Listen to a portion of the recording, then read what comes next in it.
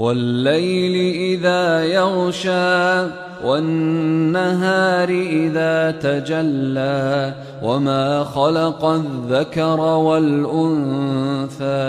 إِنَّ سَعْيَكُمْ لَشَتَّىٰ فَأَمَّا مَنْ أَعْطَىٰ وَاتَّقَىٰ وَصَدَّقَ بِالْحُسْنَىٰ فَسَنُيَسِّرُهُ لِلْيُسْرَىٰ وَأَمَّا مَن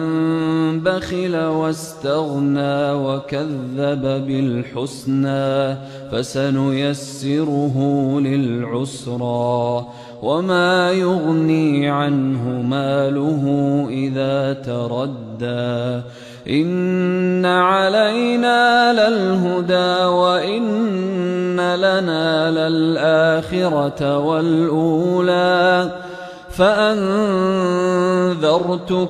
نَارًا تَلَظَّىٰ لَا يَصْلَاهَا إِلَّا الْأَشْقَى الَّذِي كَذَّبَ وَتَوَلَّىٰ وَسَيُجَنَّبُهَا